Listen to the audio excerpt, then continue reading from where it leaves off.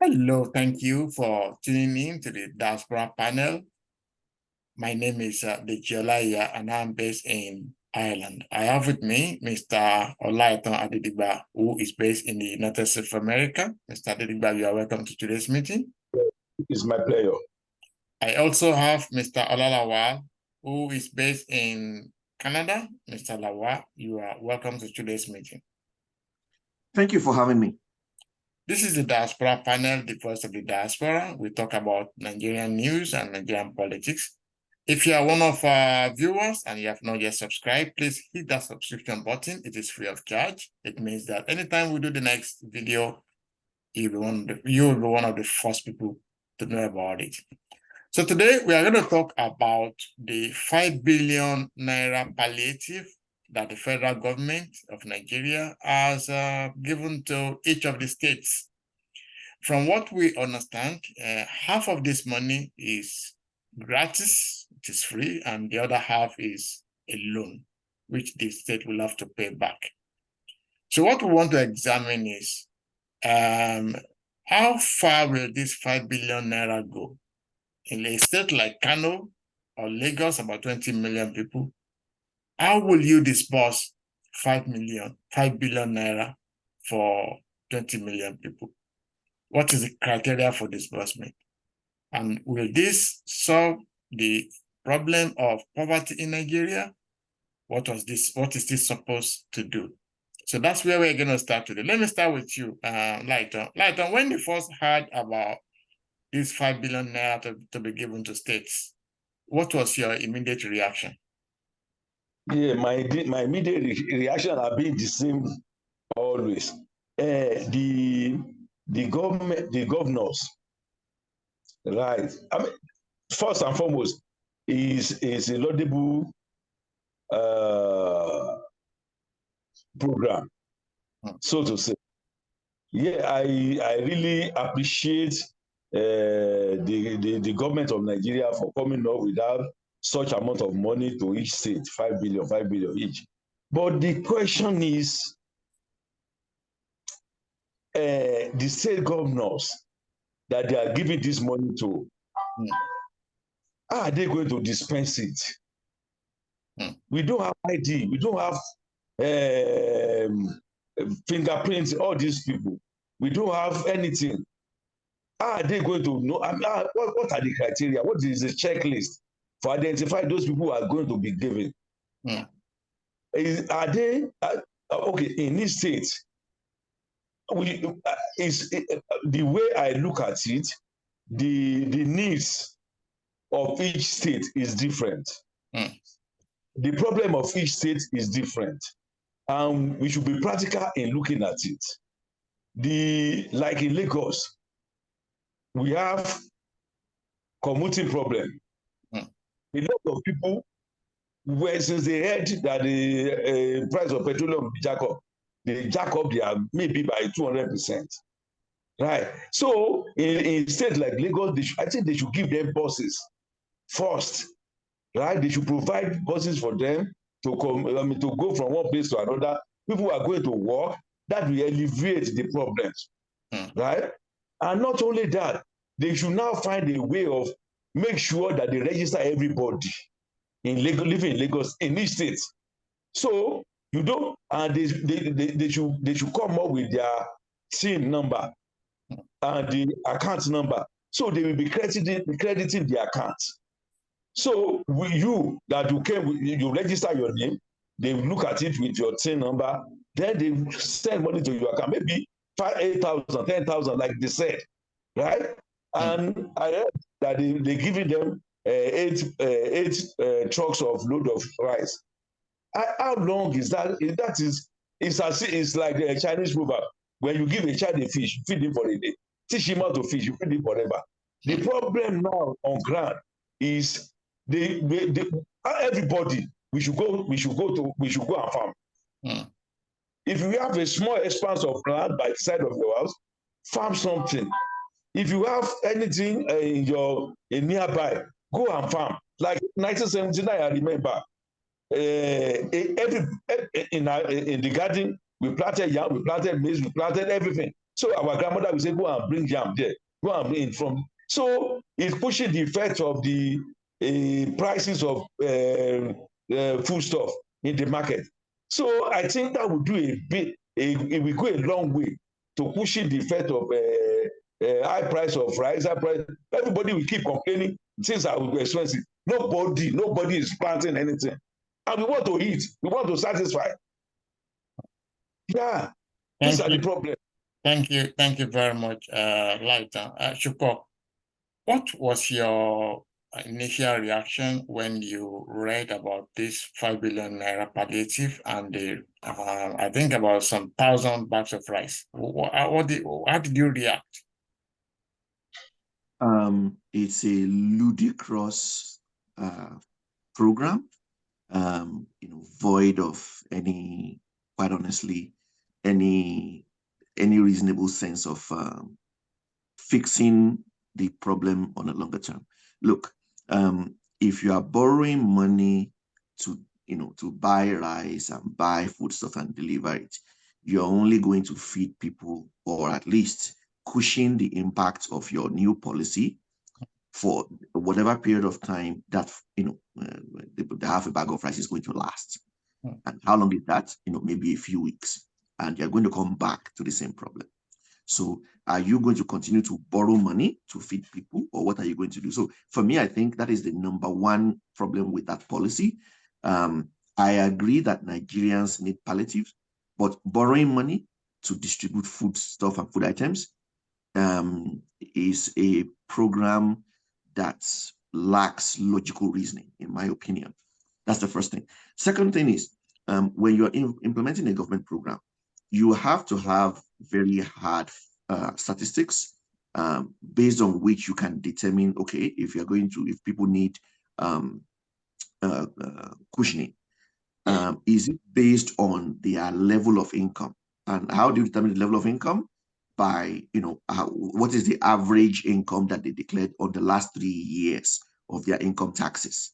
So, and by that, you have the records, you can determine how many people actually need this. So the money can be deposited directly into the accounts. And then you now say, okay, if you haven't filed your taxes in the last 2 or 3 years, in which case, the government can determine your average income, and by so doing, can determine whether you qualify or not.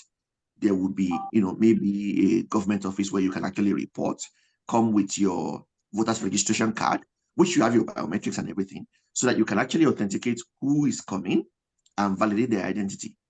And then based on that, you can begin to, to find out, okay, are they currently working, if they are employed, if they're not employed, and then you can determine who qualifies for the program based on that. So these are ways. But, even if you look at the last election, when about 94 to 95 million people were on the registered voters list, but what was the actual total number of votes casted? It was less than 25 million. So what happened to that? That's a huge disparity in the number of people who registered to vote, supposedly, and the number of people who actually went out to vote. And if I believe that there was actually a massive turnout in that election, then something is not right.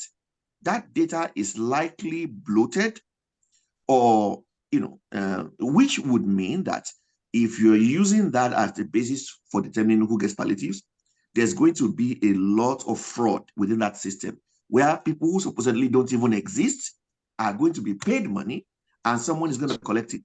What we have in Nigeria are old people who are out of ideas, who quite honestly need to have been retired, are trying to use, 2-3 decade old idea to run a modern society.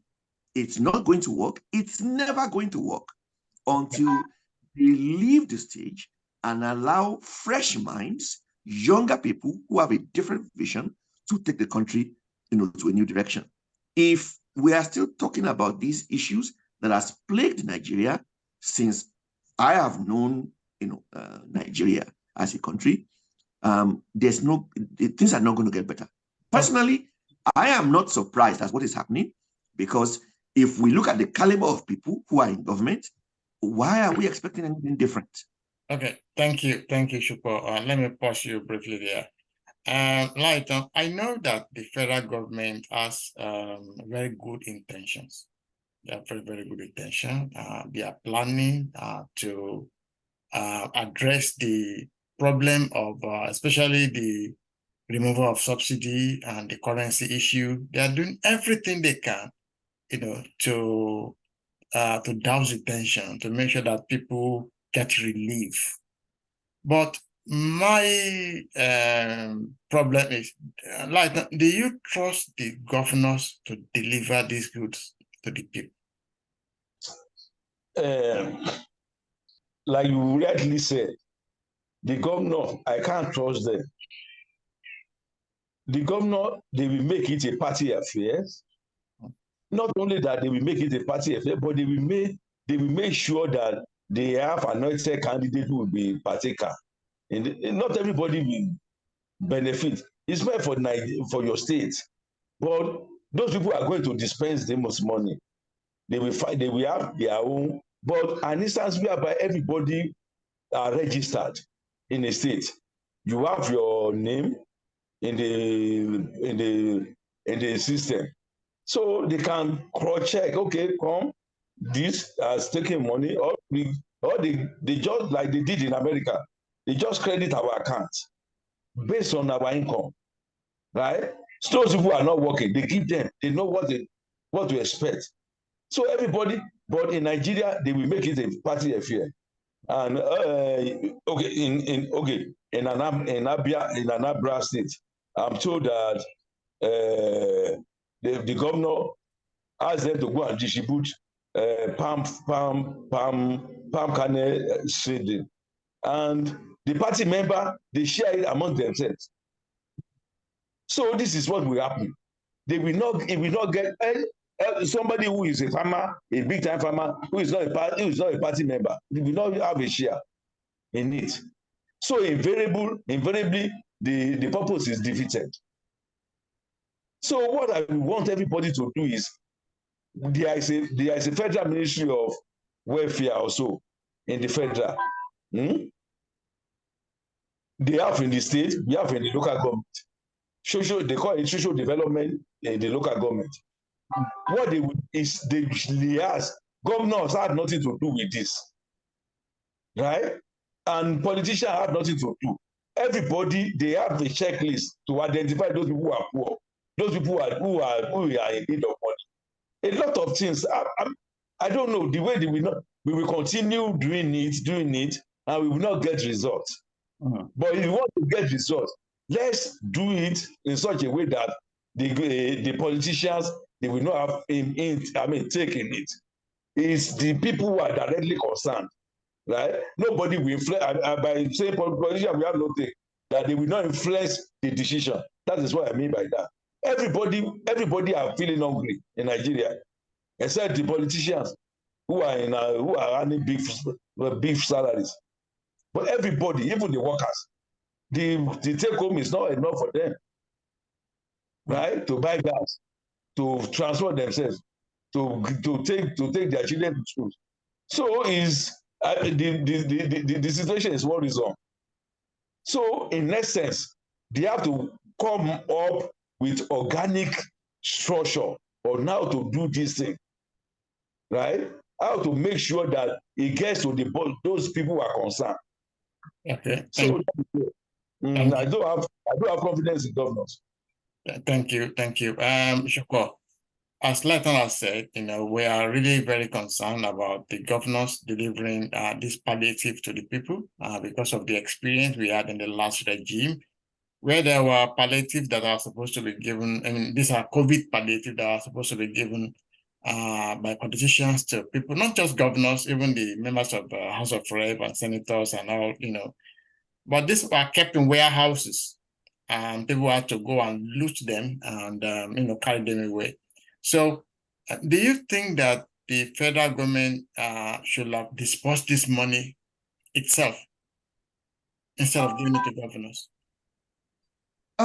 Personally, to me, it doesn't matter whether it's done by the federal government or it's done by the state government. As long as the program is executed by politicians or let me put it this way, by Nigerian politicians, because I think we have to qualify that. Be rest assured that they will always put their own self-interest before the interest of the people.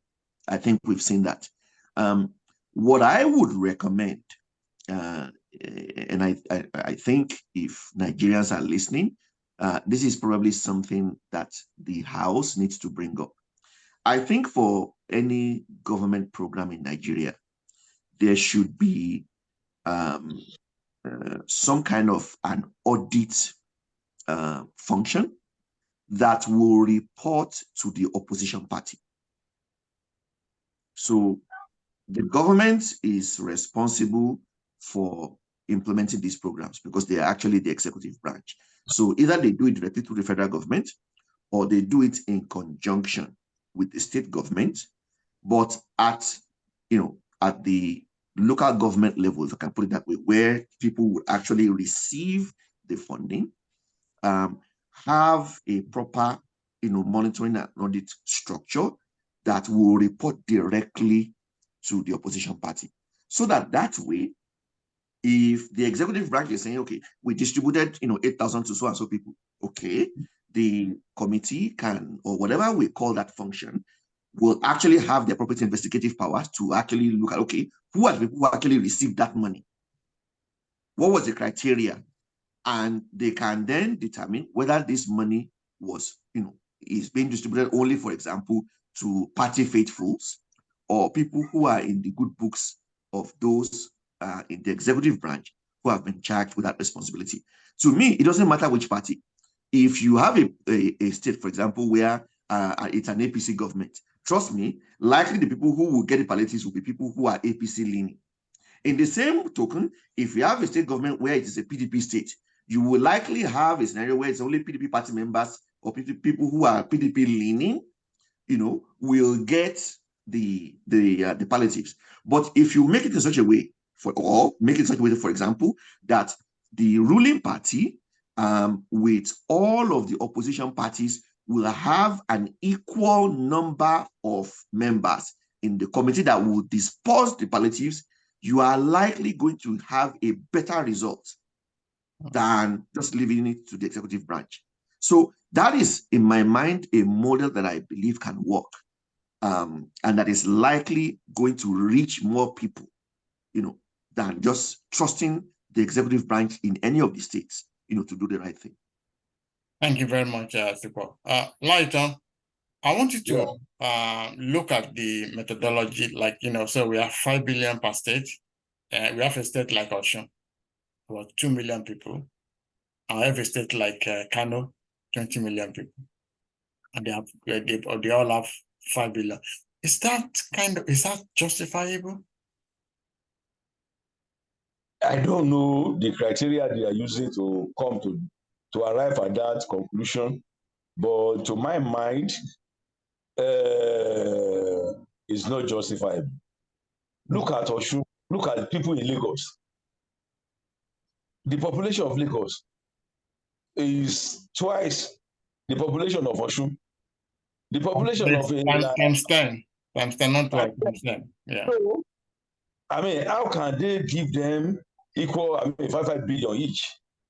Right? The needs of Osun, okay, in Borno State, you can sit like 100 people that give them in the night, in the morning, in the night. But you can't do that in Lagos. You can't do that in Kano, in Oyo.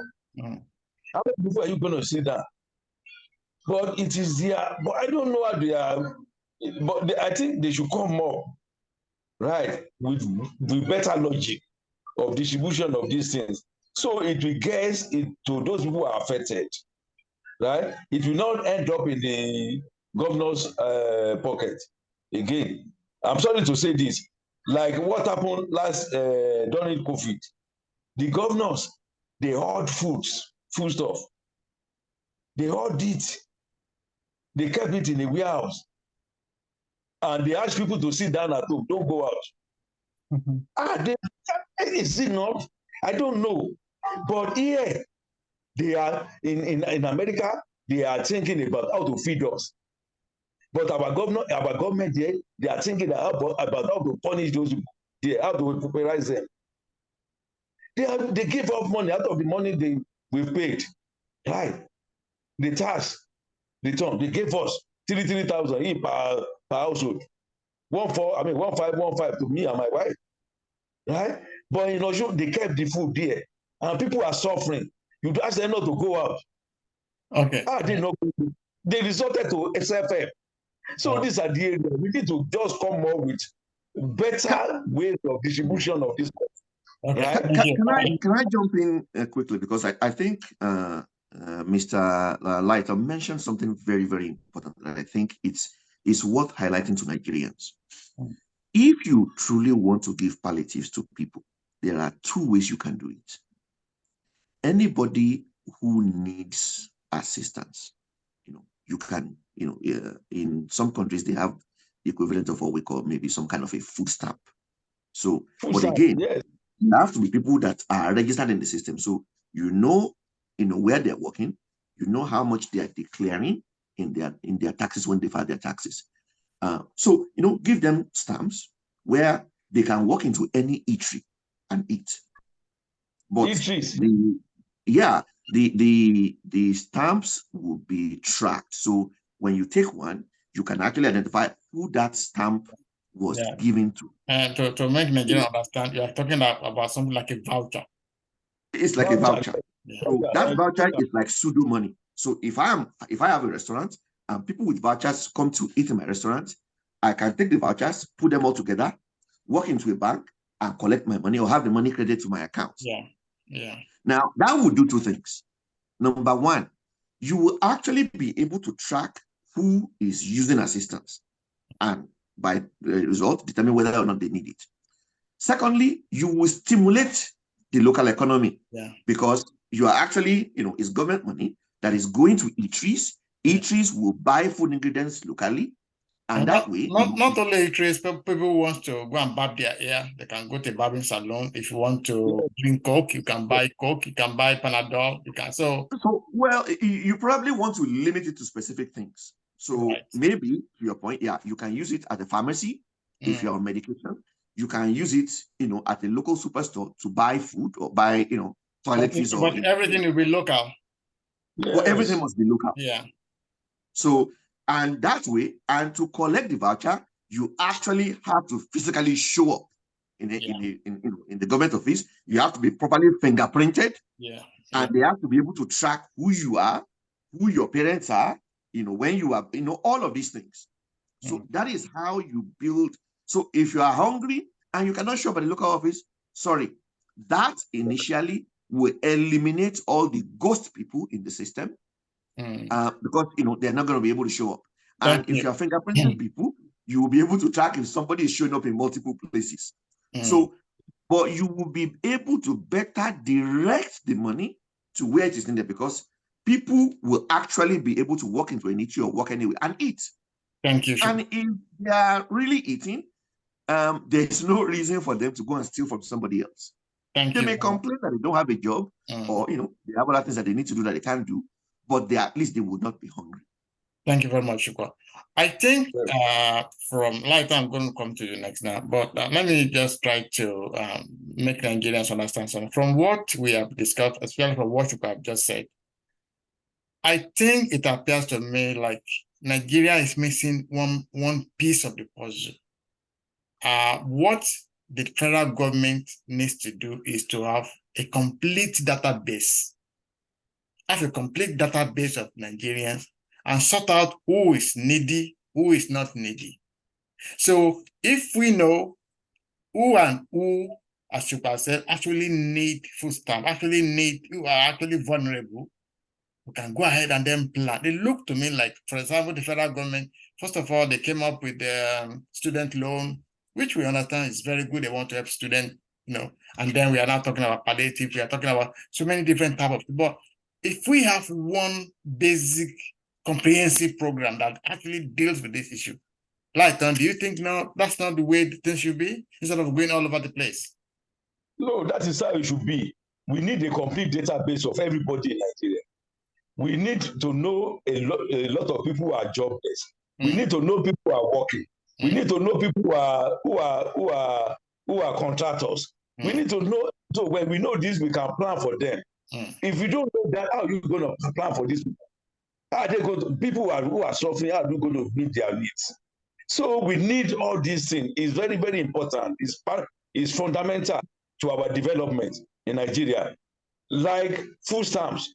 When they give you food stamp, you go and buy pure bottled water. You go and buy cornflakes. You go and buy you go and buy groceries. So by that, those people who are producing this, they will have more money. They will be paying tax to the government, right? So we will jumpstart the economy again. So those who are doing this, they will employ more people. They will do. So we just continue shouting, and no, just as if they made up their mind.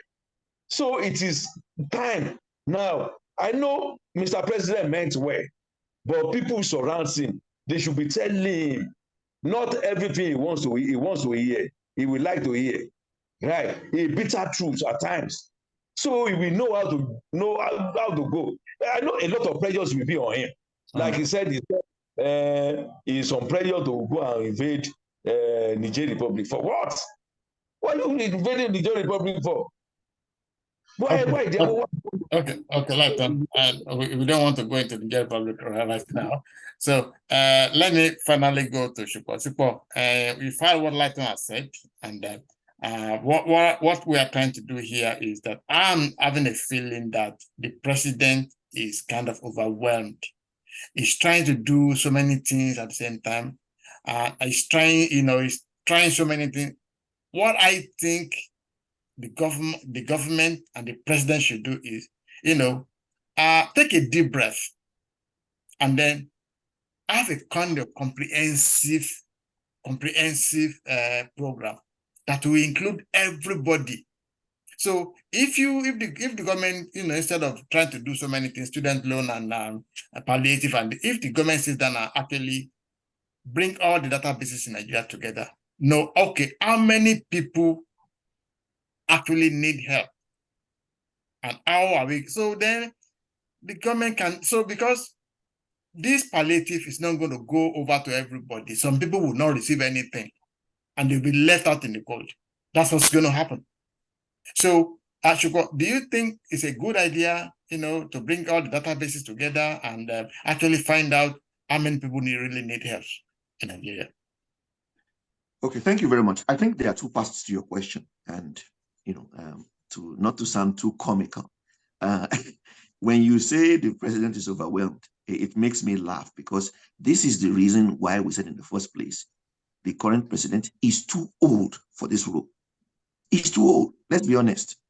We need younger, fresher minds in Nigeria who can actually, take the country to that next level. Well, I will say that. I actually believe that being old and having experience is good for the job. I believe that's what I believe. Continue with your something, please. And I don't begrudge you for that. No. What I'm saying is that role, leading a country of over 200 million people, is not an easy task. I wouldn't go as far as saying that the president by now should probably be eating with the ancestors, but I would say that at this stage of life, I don't think it's as old as that. It's only 70, Shukwu. It's only 70 years old. On paper. Joe Biden American, I don't want to go into that. Donald Trump is older than him. We cannot compare the United States to Nigeria, because the United States has stronger institutions. We don't in Nigeria. So it's not an apples to apples. But, not to not to take the discussion to a different I think that it is not that we don't have a database in Nigeria. The problem is that people have manipulated the database for their own selfish interests. I just gave an example of one where we have a voters registration of about 95 million people. But when we had an election where there was supposedly the biggest turnout in the history of Nigeria, how many votes in total did we count? Just about 25 million. So what happened to the remaining, over 60 of 70 million people? Is there anybody even looking into that? No. And if we're supposed to be making decisions based on this fraudulently manipulated data, we are going to keep making wrong decisions. So I think, to your point, it is probably worth taking a step back to see, okay, what is the best way for us to track Nigerians? Because if we can actually track our people, we know who they are, we know their the main demographics, we know where they are, and we know relatively their financial situation. It will be a it will be a lot easier to actually deliver help to where that help is needed. Thank you very much. Unfortunately, I don't trust Nigerian politicians to do that, because at every point in time, when they've had an opportunity to do something that is in the interest of the people, they always put their own interest. And that interest is, how am I going to use this for my next election cycle? So I think activities that pertain to palliatives welfare should actually be run by a government-constituted board that is void of the executive branch, and that includes, people in the civil liberties. They can constitute that board in a different way. The board will be accountable to the appropriate committees within the House, so there's proper oversight, but it should not be run just by the federal or the state government. I think there should be an independently constituted board that should be tasked with that mandate to run this type of social programs, so that we can be sure that the help will go to the right places. Thank you very much. Thank you. We are going to close now, so I'm going to give you guys one minute to just advise the government. I just have to say that we have seen a government who has been in power for only 90 days. In those 90 days, it's been very breathtaking. We've seen a government that has done more for Nigerians than the last 60 years in terms of achievement. So I'm very, very proud of the Tinubu government, of what Tinubu has done in the last 90 days. I think it's full of ideas, and he's pushing them out, and he's trying everything he can to to remove the stress from Nigerians. So that's the way I see the government, and I know that there are millions of other people who see through my prism. So Lighton, just in 1 minute, summarize all your thoughts, and what do you think the government should do? Yeah. My thought is still the same thing. Like, if we emanate from the top, likewise virtue will emanate from the top. And when you are moving up, when you are moving up in life, you need people who can drive home your points with you. You a team, a formidable team, right? Who can drive home your point. So Mr. President needs people, not ass lickers. He needs people around him that can, go along his dreams and aspiration, right? And deliver the goods that is lacking in Nigeria for us. That is my take. Thank you very much. Thank you very much, Lighton. Shuba, what is your one-liner for tonight? The President Bola Ahmed Tinubu has made some good policies. Thank you. Thank you so much. I appreciate that. To acknowledge that. Overall, I think this administration is still wanting. And I say that when I look at the ministerial list and how badly some of the supposedly good policies are likely going to be executed. I will keep judgment, I think, for, let's see what happens within the next few months. But this administration so far, to me, seems like an administration that is made of well-intentioned people, old, out of fresh ideas. Thank you very much. Thank you. There is no perfect government. Every government needs improvement, including the government in Russia, in America, in China, in so many places. But gentlemen, I'm very, very grateful for your well-intended contributions. And to all our viewers, again, I want to say, please, if you have not yet subscribed, please subscribe to this channel. It means that anytime we make a new video, you'll be one of the first people to learn about it. I want to say thank you to Mr. Olalawal, all the way from Canada. Thank you for coming today. Thank you for having me. And my very good friend, Mr. Olaitan Adedigba, thank you for coming for today's meeting. It's my pleasure being here today. To all our viewers home in Nigeria and abroad, we want to say thank you for watching, and we're going to see you again next week, Sunday. It's 8 p.m. GMT. Thank you and goodbye.